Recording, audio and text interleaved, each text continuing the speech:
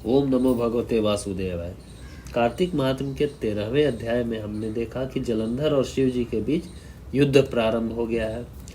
जलंधर शिव जी से युद्ध में पार नहीं पा रहा था, अतः उसने माया रची और कई स्त्रियों को नृत्य करते हुए युद्ध क्षेत्र पे उतार दिया।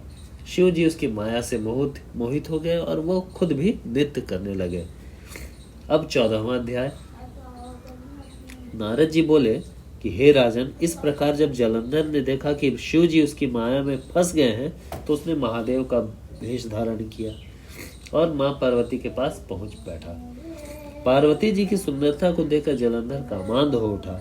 मां पार्वती ने जब भगवान शिव को देखा तो उनके सम्मान हेतु वह तत्क्षण उठ करके खड़ी हुई, मगर तुरंत ही उन्होंने जान लिया कि यह भगवान शिव नहीं है बल्कि उसके वेश में जलंधर है। इसके पश्चात माता पार्वती तुरंत अंतर्धान हो गई। तब जलंधर निराश होकर वापस युद्ध क्षेत्र में लौट आया। जलंधर के चले जाने के बाद मां पार्वती ने भगवान विष्णु का स्मरण किया। विष्णु जी प्रकट हुए और जलंधर की करतूत को जानकर माता पार्वती को आश्वासन दिया कि उसका अंत शीघ्र ही है। अब विष्णु जी विचार करने लगे कि जलंधर ने स्वयं ही अपनी मृत्यु का मार्ग दिखा दिया है। वह दुष्ट वृंदा के पतिव्रत धर्म के कारण ही मृत्यु को प्राप्त नहीं हो सका है। अतः देवताओं के हित एवं अपने भक्तों की रक्षा के लिए हमें वृंदा को उसके धर्म से डिगाने का घोर अपराध करना होगा, क्योंकि ऐसा किए बिना यह दुष्ट मरेगा नहीं। इसने पार्वती जी पर कुदृष्टि डालकर अपनी पतिव्रता पत्नी के प्रति भी घोर अपराध और विश्वासघात किया है। इसे दंड मिलना ही चाहिए। उधर भगवान शिव और जलंधर में फिर से भयानक युद्ध होने लगा। यहाँ तक की कथा सुनकर राजा पृथु ने बड़े ही विनीत भाव से नारद जी से पूछा, हे मुनिवर, भगवान विष्णु तो धर्म और मर्यादा को दृढ़ करने वाले हैं, फिर उन्होंने वृंदा का धर्म नष्ट करने की बात कैसे सोची? कृपा कर यह भी बताएं कि आपने जलंधर को मां पार्वती की ओर क्यों आकर्षित किया? यह प्रश्न सुनकर तत्वज्ञानी नारद जी ने कहा, हे महाराज पृथु, देवताओं को परास्त कर तीनों लोकों पर अपने राज्य कायम कर जलंधर अहंकार से भर गया था और धर्म की मर्यादाएं तोड़ रहा था। इसलिए उसकी मृत्यु आवश्यक समझकर हमने उसे भगवान शिव से युद्ध करने के लिए प्रेरित किया। भगवान शिव अकारण उसे भला क्यों मारते, जबकि ब्रह्मा जी के अनुसार उसकी मृत्यु उन्हीं के हाथों होनी थी। इसलिए हमने उसे उस ओर प्रेरित किया। जहाँ तक भगवान विष्णु का वृंदा का धर्म नष्ट होने की बात है तो सुनो, पत्नी चाहे कितनी भी पतिव्रता क्यों न हो, यदि वह पति के अनैतिक कार्यों में उसका समर्थन करती है तो यह भी अधर्म है, इसलिए दंडनीय है। यदि पति अपनी पत्नी के तेज का अनैतिक लाभ उठाए तो धर्म स्थापना के लिए पत्नी का तेज कम करना आवश्यक हो जाता है। हे राजन, अब उससे आगे की कथा सुनो। कथा का प्रसंग आगे बढ़ाते हुए नारद जी बोले, इधर भोलेनाथ और जलंधर में भयंकर युद्ध चल रहा था और उधर जलंधर के दुष्कर्मों के फलस्वरूप वृंदा एक भयानक स्वप्न देख रही थी। स्वप्न में उसने देखा कि उसका पति सारे शरीर पर तेल मले, नंग धड़ंग भैंसे पर सवार हो प्रेतों के साथ दक्षिण दिशा की ओर गमन कर रहा है। यह देखकर वृंदा की आंखें खुल गई। पति की ऐसी हालत देखकर वह अत्यंत व्याकुल होती।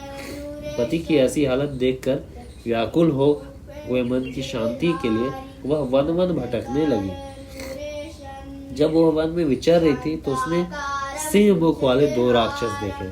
उन्हें देखकर वह भयभीत होकर भाग खड़ी हुई। भागते भागते वह एक दूसरे स्थान पर आ गई, जहां उसने एक तपस्वी और उसके एक शिष्य को देखा। उसने तपस्वी से अपनी रक्षा की प्रार्थना की।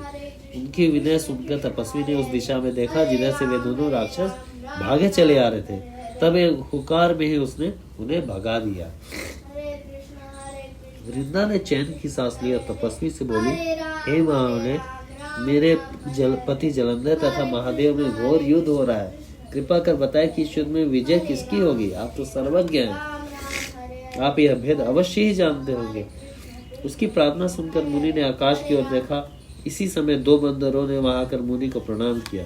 तत्पश्चात मुनि का संकेत पाकर वे वहां से चले गए।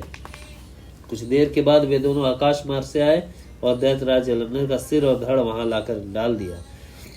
वृंदा अपने पति का शव देखकर बहुत दुखी हुई और विलाप करते हुए मूर्छित होकर पृथ्वी पर गिर पड़ी।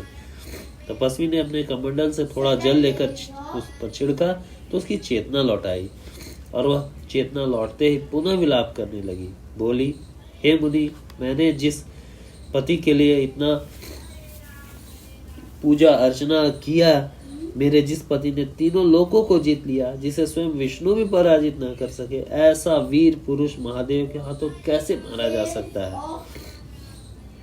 हे महाराज, आप बड़े समर्थवान हैं, किसी प्रकार मेरे पति को पुनः जीवित कर दें। इस प्रकार विंदा की विनती सुन तपस्वी ने कहा, हे भद्रे, भगवान शिव जी से मारे उसे कौन जीवित कर सकता है, किंतु फिर भी हम तुम पर कृपा कर तुम्हारे पति को जीवित कर देते हैं। ऐसा कहकर वह तपस्वी उसके शिष्य भी अंतर्धान हो गया। तभी जलंधर का सिर धड़ एक हो गया और वह जीवित हो उठा। पति को जीवित देखकर विंदा उसे लिपट गई। जलंधर भी उससे प्रेमालाप करने लगा। इस प्रकार वनों में ही उनके दिन व्यतीत होने लगे। मगर एक दिन अचानक वृंदा के मस्तिष्क में यह बात आई कि उसके पति की अब राक्षस वाली वृत्ति नहीं रही। आखिर भगवान शिव के मारे हुए को कोई तपस्वी कैसे जीवित कर सकता है? इससे उनके मन में संदेह उत्पन्न हुआ तो वह छिटक कर दूर हटक कर बोली, तुम कौन हो? तुम मेरे पति नहीं, कोई छलिया हो। तुमने मेरे साथ छल किया और मेरा पतिव्रत धर्म नष्ट किया। मैं तुम्हें श्राप देती हूँ कि तुम पत्थर के हो जाओ। राजन, यहाँ तक की कथा सुनने के बाद नारद जी बोले, भगवान विष्णु ही वे तपस्वी थी जिन्होंने देवताओं और अपने भक्तों की रक्षा हेतु विंदा का धर्म नष्ट किया, क्योंकि दैत्यराज जलंधर उसके तेज से ही नहीं मारा जा रहा था, किंतु इस प्रकार छल करके वे मन ही मन दुखी थे। वृंदा का श्राप सुनकर उन्होंने कहा, हे वृंदा, तुम्हारे श्राप को ग्रहण कर मैं अवश्य शिलारूप हो जाऊंगा, किंतु तुम भी वृक्ष रूप होकर मुझे ही प्राप्त करोगी। तभी वृंदा ने अपने पति के चरणों का स्मरण किया और अपने तेज से अग्नि उत्पन्न कर उसमें प्रवेश हो गई और भस्म हो गई। शिला रूप होकर भगवान विष्णु उसका स्मरण कर उसकी भस्म में लौटने लगे। उधर युद्ध क्षेत्र में दैत्यराज जलंधर ने माया द्वारा पार्वती जी का रूप धारण किया तो शिव जी को मारने दौड़ा। यह देखकर शिव जी आश्चर्य में पड़ गए। पार्वती पर कैसे हाथ उठाए, यह सोचकर वे नीचे को मुख कर बैठ गए।